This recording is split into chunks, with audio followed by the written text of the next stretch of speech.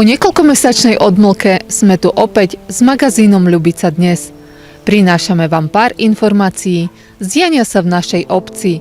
Dnes sme si pripravili pre vás tieto témy. Športové podujatie Beh Ľubicov, predstavenie nového kaplana v našej rímskokatolíckej farnosti, nové schodisko v rímskokatolíckom kostole na nebovzatia Panny Márie, doplnený knižničný fond, zápas 10. kola 6. ligy potatranskej našich futbalistov TJ Tatran Ľubica.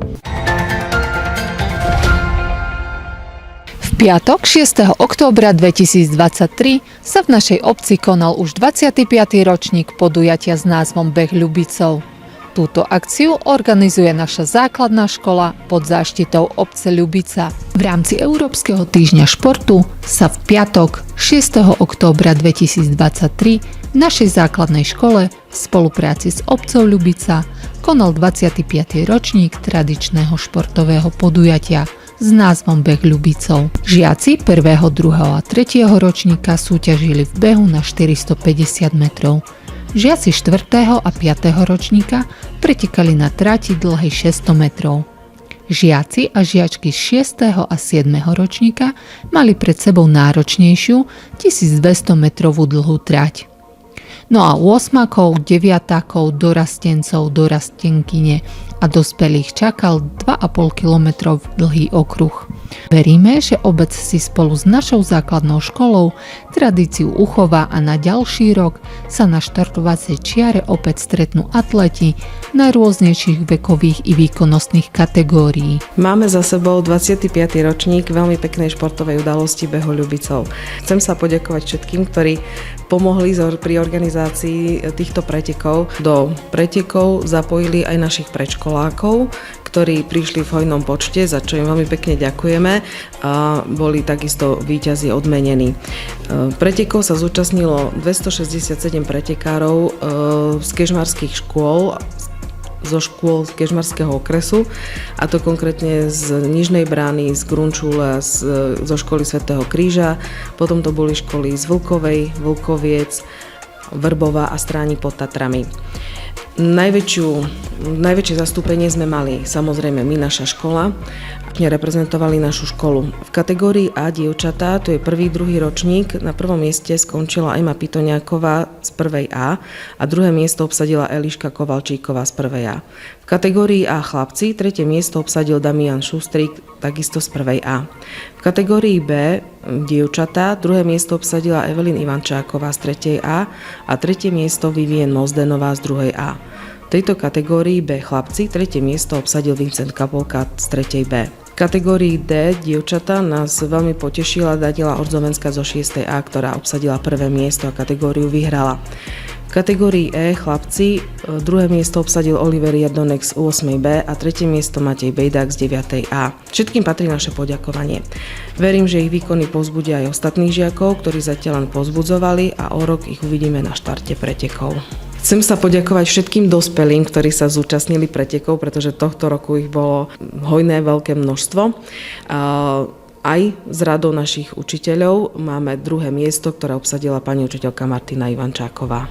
Veľkou pomocou pri organizácii boli aj obecná polícia a MOPS, ale tento ročník organizačne zabezpečili aj dobrovoľný hasičský zbor Ľubica a študentky Strednej zdravotníckej školy v Poprade. Veľmi pekne im ďakujem. V júli tohto roku k nám na faru prišiel nový kaplan. V nasledujúcej reportáži si ho predstavíme.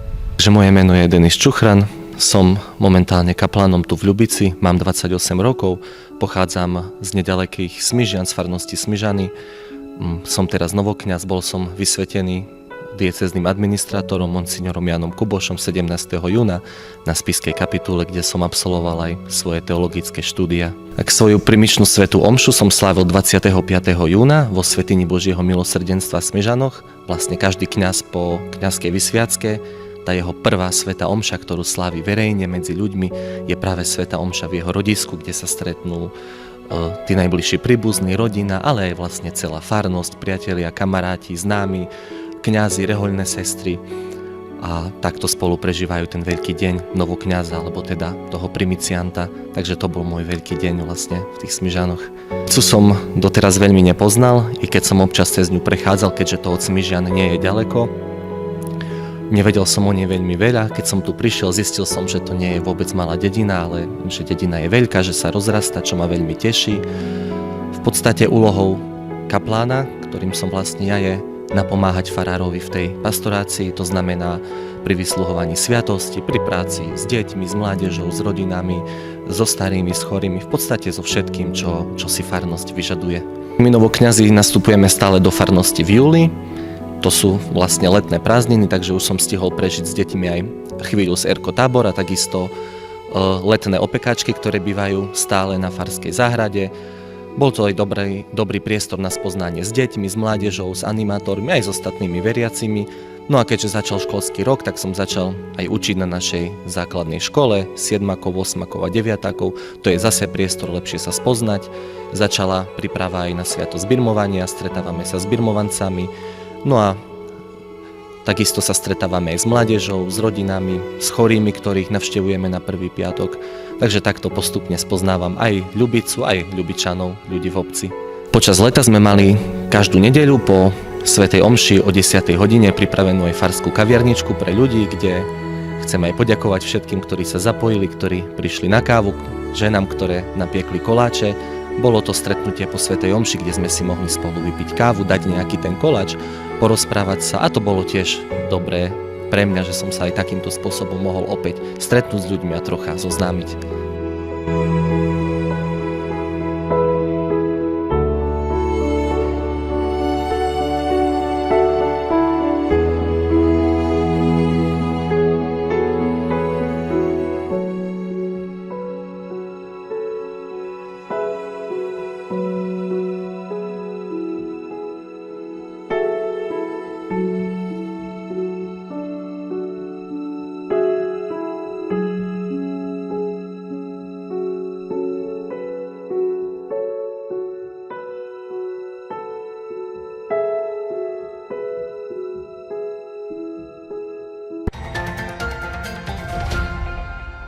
V rimokatolíckom kostole na nebovzatia Panny Márie pribudli nové veci. Pán farár Martin Skladaný vám k tomu povie bližšie informácie. V rámci tohto roku v kostole pribudlo niekoľko nových vecí. Prvá vec, ktorú sme začiatkom tohto roku urobili a podarilo sa nám osadiť, je táto nová mreža, ktorá je hneď vedľa nás.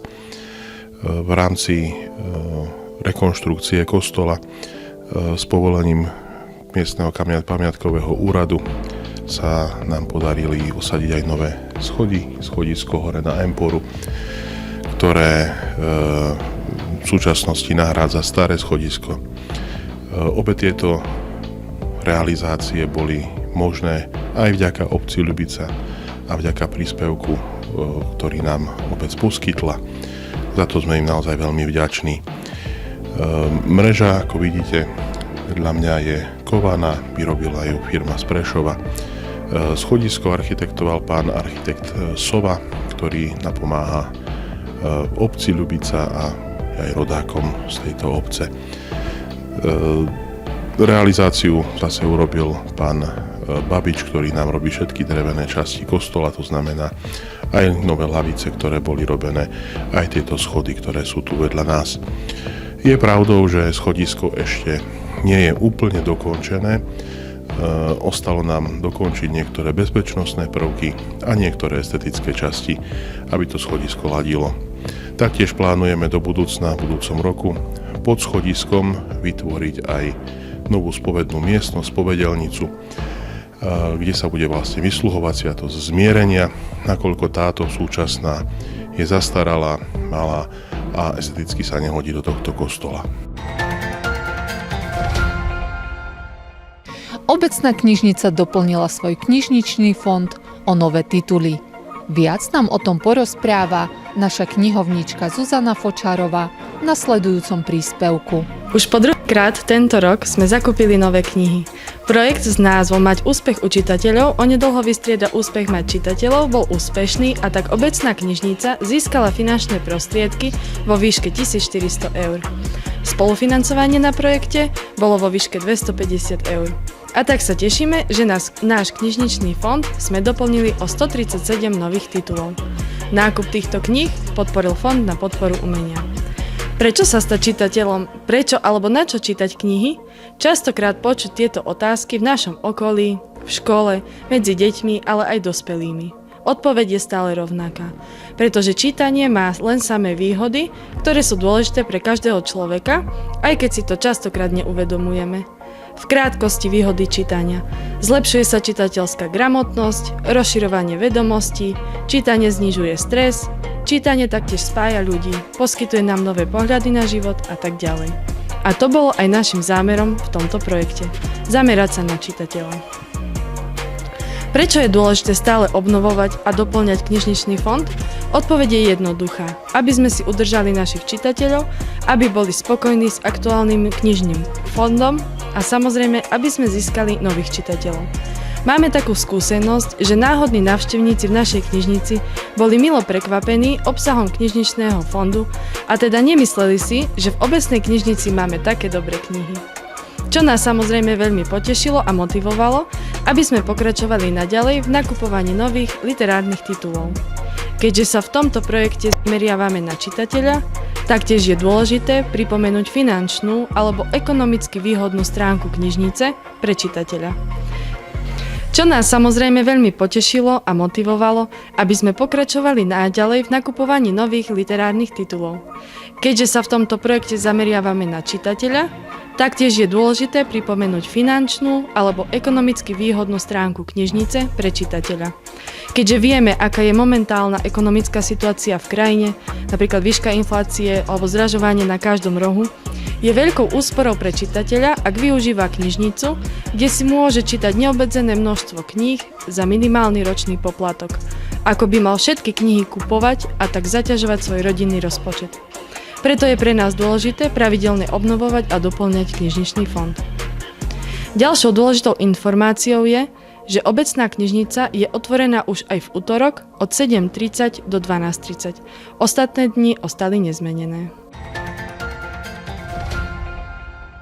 Futbalisti TE Tatran Ľubica odohrali už 10. zápas tejto sezóny. Tentokrát v domácom prostredí privítali mužstvo z Veľkej Lomnice.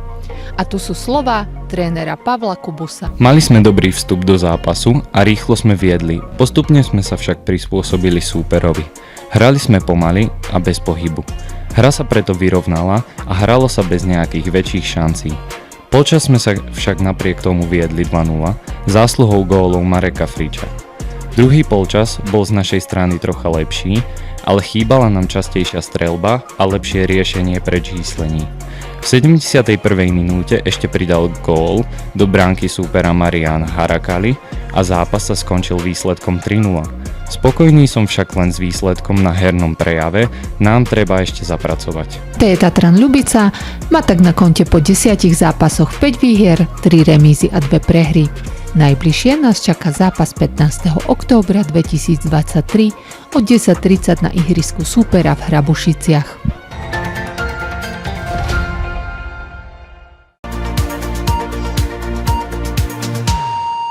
Dňa 11.10.2023 sa vyčistila fontána a jej okolie.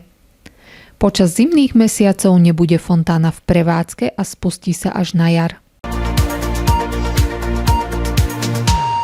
Pred niekoľkými dňami nám prišla informácia od občana o pretrhnutej bobrej hrádzi nad družstvom. Lúčime sa s vami opäť o 2 týždne. Dovidenia. Ak by ste ale mali nejaké nápady, postrehy, píšte nám na dole uvedenú mailovú adresu.